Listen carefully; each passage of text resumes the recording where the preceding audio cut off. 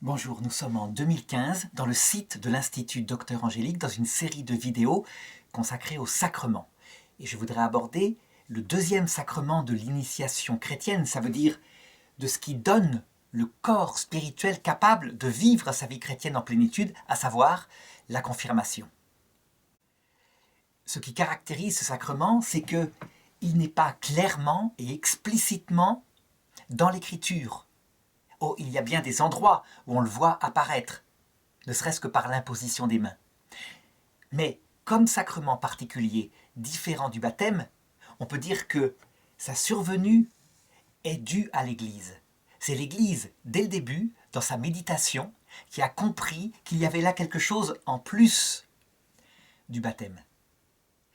Je dirais que ce sacrement, qui est d'ailleurs refusé par les protestants, puisque eux ne se servent que de l'écriture seule, ce qui est marqué en clair, et donc ils ne gardent que le baptême et l'Eucharistie. Eh bien, ce sacrement est la marque du pouvoir que le Christ a donné à son Église, afin de lier et délier, d'organiser la vie spirituelle des signes, de manière à ce que les gens comprennent ce qui se passe dans la vie chrétienne. Et donc, le sacrement de confirmation est un signe qui réalise quelque chose qui doit être spécifique dans la vie chrétienne. Et il faut voir, il faut réfléchir pour voir s'il a sa raison d'être. En fait, il faut se pencher sur ce qu'on appelle la réalité, la grâce qui s'exprime dans la vie chrétienne pour bien comprendre que ce sacrement le signifie et le réalise. La vie chrétienne, elle fonctionne pour l'être humain de manière très différente que pour l'ange. L'ange, il n'est pas dans la croissance. Je dirais qu'un ange, lorsqu'il est créé, instantanément, il est adulte, parce qu'il n'a pas de sens pour observer à partir des choses sensibles et grandir peu à peu dans sa connaissance. Si bien qu'il reçoit de Dieu, dès sa création, toutes les connaissances qu'il lui faut pour réaliser son activité. On peut dire que lorsqu'un ange reçoit la révélation du projet de Dieu, à savoir qu'il sera un jour introduit dans la vision béatifique s'il veut bien aimer et se rendre tout humble, il y adhère ou il la refuse. Et c'est d'un coup. Il ne changera plus jamais d'avis parce que son jugement est tellement parfait qu'il ne peut plus être modifié, ou plutôt il ne veut plus le modifier.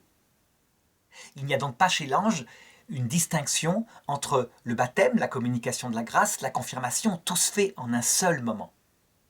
Pour l'être humain, on voit que c'est tout à fait différent. Il y a une naissance, et ensuite il y a une croissance de la vie spirituelle. Et c'est pareil d'ailleurs dans toutes les activités de l'homme.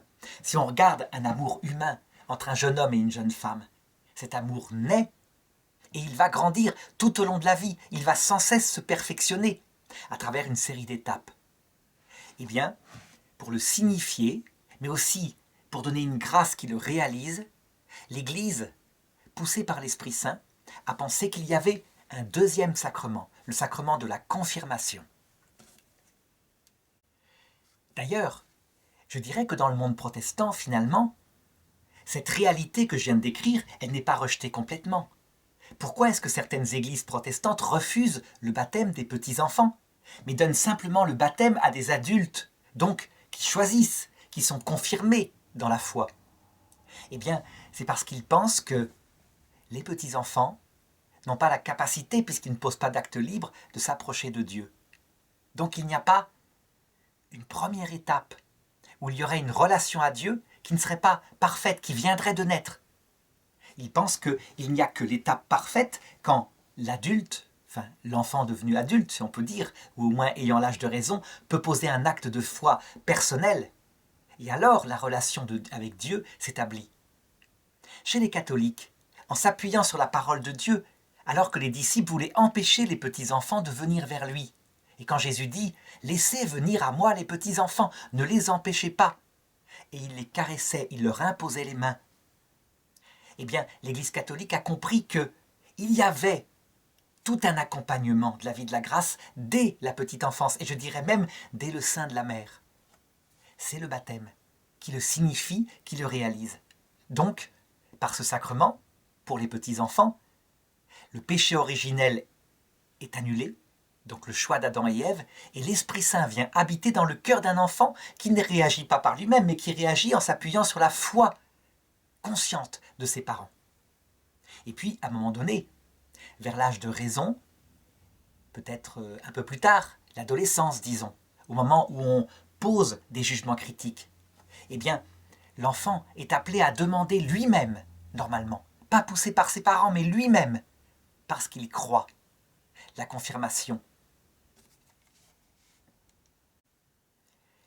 Voilà comment, dans la pastorale de l'Église latine occidentale, les choses ont été séparées. Mais il faut bien se dire que ce que je décris là, ce que je décris aussi chez les protestants, n'est pas la seule pastorale appliquée. Dans l'Église d'Orient, dès le début, dès le petit enfant, les deux sacrements sont donnés ensemble. Le baptême, avec l'eau et la parole, je te baptise au nom du Père et du Fils et du Saint-Esprit. Et tout de suite, la confirmation, avec sa matière, le Saint-Crème, l'onction, l'imposition des mains parfois. Et aussi l'Eucharistie. L'Eucharistie est donnée aux petits-enfants. Donc, l'Église d'Orient a pris au sérieux jusqu'à l'absolu la parole de Jésus, jusqu'à donner le sacrement de la plénitude, la présence de Dieu. Et ce n'est pas du tout idiot. Ce n'est pas du tout rejeté par l'Église latine. Elle pratique autrement, d'accord, mais elle considère avec respect et admiration cette pratique de l'Église d'Orient. Mais il faut savoir aussi que dans l'Église d'Orient, le sacrement de l'Eucharistie est arrêté à un moment donné. Il est donné tant que c'est un petit bébé, puis lorsqu'il a un certain âge, qu'il commence à un tout petit peu penser par lui-même, on arrête. Et le sacrement de l'Eucharistie lui est redonné lorsqu'il est capable cette fois, vers 7-8 ans, peut-être un peu plus tard, de choisir librement le Christ. Ce qui veut dire que l'Église d'Orient a signifié et réalisé ce même mystère de la grâce qui progresse dans un être humain, mais d'une autre façon, avec une autre gestuelle sacramentelle. Cette liberté est laissée à l'Église. Et l'Esprit Saint, de la même façon, passe et les choses se réalisent. Parce que ce qu'il faut bien comprendre, c'est que ces sacrements ont toute une dimension symbolique. Ce qui n'est pas symbolique, c'est la grâce, la réalité qu'ils signifient et qu'ils peuvent réaliser, véritablement. Cette grâce, elle est selon le mode d'agir de l'être humain, elle suit la nature, donc elle se passe à travers un cheminement. Résultat, puisque dans l'Église latine, le sacrement de confirmation peut être reçu à l'adolescence, quelquefois à l'âge adulte, est-ce qu'on doit dire qu'il donne la plénitude de la grâce adulte, qu'il la donne en acte, au point que la personne, une fois confirmée, elle est véritablement titulaire d'une vie chrétienne adulte? Je dirais que c'est ce qu'elle devrait faire, mais que ça dépend de la ferveur, de l'état d'esprit de celui qui reçoit le sacrement. Ce que confère de manière certaine, absolue, sacramentelle, ex opere operato, comme on dit, c'est-à-dire parce que le sacrement est posé, la confirmation, c'est un caractère qui vient comme perfectionner le caractère du baptême. Quelque chose qui ne se réitérera pas, mais qui ne donnera sa vie, un peu comme une graine, que si justement l'état d'esprit du confirmant est de marcher vers cet âge adulte. Donc plutôt que de dire qu'elle donne directement la plénitude de la grâce adulte, et c'est vrai que parfois, en même temps que la confirmation, certains reçoivent une sensation de présence de l'Esprit Saint, une sorte de baptême de l'Esprit Saint. Il vaut mieux dire qu'elle donne tout ce qu'il faut pour le chemin qui va mener à la perfection, et qui s'achèvera lors de l'entrée dans la vision béatifique. Ce chemin commençant dans le purgatoire de la terre et se terminant, après les purgatoires célestes, s'il le faut, dans la vision béatifique. Donc, voilà ce que donne, ce qui spécifie le sacrement de confirmation. Donc, si son but est de donner un caractère plénier qui va, je dirais, s'épanouir lorsqu'il est arrosé de la bonne eau de la grâce, dans un chemin vers la perfection, eh bien, il faut décrire quel est, je dirais, l'aboutissement de ce caractère quand il atteint sa perfection. Je dirais que il peut être décrit selon deux choses, parce qu'il y a deux commandements qui résument toute la loi et tous les prophètes, et qui en font finalement qu'un, l'amour de Dieu et l'amour du prochain. Donc je sais que certains disent, le sacrement de confirmation, il donne la plénitude de la grâce pour témoigner devant le prochain. Pas seulement. Selon les deux commandements. Et je dirais que son premier acte, c'est qu'il donne la grâce pour développer un amour de Dieu adulte, choisi, volontaire. Normalement, pour qu'un adulte ou qu'un adolescent demande la confirmation, il doit être dans cette démarche. Il dit « je crois ». Il ne le dit plus par ses parents, il dit par lui-même, il le confesse à l'Église « je crois ». Je choisis d'aimer le Christ, je renonce aux œuvres de Satan. Il y a toute une sorte de liturgie qui rappelle ces choses-là. Eh bien, c'est exactement le premier sens et la première réalisation de ce sacrement. Établir une relation adulte, personnelle, entre Dieu et l'âme du confirmant. Seulement, attention, cette relation adulte, comme c'est le cas pour l'homme, ce n'est pas le cas pour l'ange, elle va progresser. Et donc, ce sacrement, il vise non seulement à une relation adulte d'un jeune converti, donc qui choisit le Christ porté par la grâce, le feu intérieur, le plaisir de l'aimer, mais tel que le montrent les actes des apôtres. Ça veut dire le cheminement jusqu'à, je dirais, mourir à soi-même en vue du Christ. Saint Paul le dit à un moment donné, après avoir beaucoup vieilli sous le harnais de la prière. Ce n'est plus moi qui vis, c'est le Christ qui vit en moi. En fait, ces étapes du cheminement qui vont impliquer un combat, elles vont jusqu'au but suivant, enfin, à la perfection suivante. À un moment donné, après avoir vécu un moment de nuit des sensations, ça veut dire qu'on peut aller à la messe et c'est lourd, on ne sent plus rien, on n'est plus porté par le plaisir, on y va fidèlement. Là, le sacrement va s'exercer. On reste fidèle alors que le plaisir a baissé. Eh bien, il peut y avoir une autre épreuve qu'on appelle la nuit de l'esprit. Une personne, souvent plus âgée, qui continue de prier, d'aimer Dieu du mieux qu'elle peut, alors que elle ne comprend plus rien. C'est comme si, je dirais, son intelligence était obscurcie. C'est ce qu'on appelle une nuit de l'esprit. Et si elle reste fidèle, elle continue d'aimer Dieu au-delà de cette épreuve. Sainte Thérèse de l'Enfant Jésus l'a décrit dans sa maladie. Mère Teresa aussi. Elle dit même qu'elle a vécu dans l'obscurité totale toute sa vie. Ça veut dire qu'elle servait Dieu, elle croyait en Dieu parce qu'elle prononçait une parole extérieure et elle se levait le matin pour l'aimer. Sans aucune conscience sensible de sa présence et même intelligence spirituelle de sa présence. Elle continuait, elle aimait. Un amour poussé jusque-là, évidemment. C'est un amour qui ne pense pas à soi, qui ne pense qu'à Dieu. Eh bien, c'est la réalisation ultime du sacrement de confirmation, qui fait que lorsqu'une personne est sans illusion sur elle-même, morte à ses propres besoins d'épanouissement pour que le Christ seul vive, elle peut entrer dans la vision béatifique lorsqu'elle meurt. Ça, c'est le but ultime, le premier but ultime, la perfection d'un amour qui n'aime que pour l'autre, du sacrement de confirmation. Alors attention, quand je dis qu'il n'aime que pour l'autre, en réalité, on ne peut jamais se séparer de bienfaits que donne la grâce.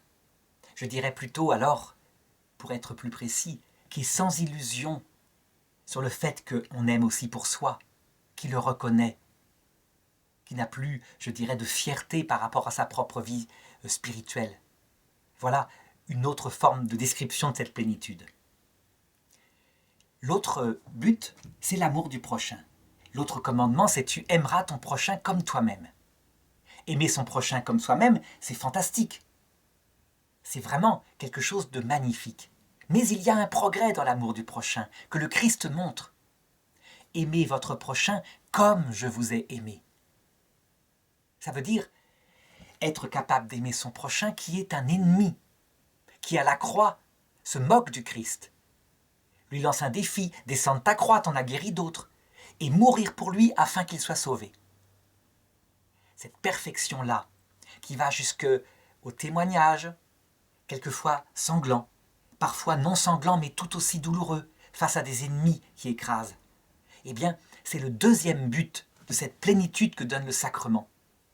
Quand on regarde sa propre vie spirituelle, on voit bien où l'on est rendu par rapport à cet amour, dont la mesure est donnée par le Christ à la croix.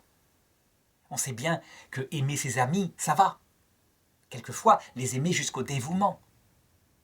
Prier pour ses ennemis, ça peut parfois être possible. Arriver à dépasser les sentiments qui souhaitent une vengeance du destin, qu'il leur arrive la même chose qu'ils nous font, ça peut peut-être parfois être dépassé. Mais vraiment, les aimer au sens leur chercher, souhaiter vraiment pour eux le paradis, qu'ils l'obtiennent et qu'ils soient éventuellement délivrés des souffrances par où on passe, comme le Christ a prié pour ceux qu'il crucifiait, en demandant à Dieu de leur pardonner parce qu'ils ne savaient pas ce qu'ils faisaient. Eh bien, ça, c'est vraiment ultime. Eh bien, c'est potentiellement porté par le sacrement de confirmation. Je dis bien potentiellement porté, ça y conduira, tôt ou tard. Mais attention, si on met la charrue avant les bœufs, ça veut dire si on se force, par exemple, à essayer d'obtenir la kéno, c'est-à-dire l'absolue mort à soi-même, alors que ce n'est pas l'heure, et que seule une expérience de désespoir, sans doute, pourra permettre d'atteindre cela. Je pense qu'on se leurre. Ce qui fait partie aussi du cheminement de la confirmation, c'est que certaines choses, on le fait par ascèse, et d'autres choses, on les confie au Seigneur parce que lui seul peut les réaliser. Donc il y a une profondeur de compréhension adulte du mystère chrétien qui est présent en sous-jacement dans ce sacrement. Maintenant, ce que j'ai dit là, est-ce que ça peut être reçu sans avoir reçu le sacrement de confirmation ? Bien sûr que oui. Dieu n'est pas lié à son sacrement. S'il donne ce sacrement, c'est comme tous les sacrements. C'est pour signifier quelque chose qu'on va donc comprendre en observant ce sacrement. C'est aussi pour donner la grâce qui va le réaliser. Et je dirais que ça peut être donné sans. C'est une aide sensible, adaptée à notre nature humaine, qui produira ses fruits au long de la vie. Mais ce qu'il y a de certain, par contre, c'est que quand l'Esprit Saint pousse une personne chrétienne dans le chemin de cette perfection, et qu'elle n'en reste pas au baptême avec une pratique qui ne veut pas aller plus loin, mais que vraiment elle cherche à aimer Dieu et le prochain comme je viens de l'indiquer, alors le désir de recevoir le sacrement de confirmation vient automatiquement. Et de même, lorsqu'une personne déjà confirmée mais qui l'a fait à l'adolescence, sans faire attention pour les cadeaux par exemple, entre dans ce chemin, alors le caractère reçu le jour de la confirmation se met à revitaliser son âme par la grâce de Dieu. Voilà ce qui se passe.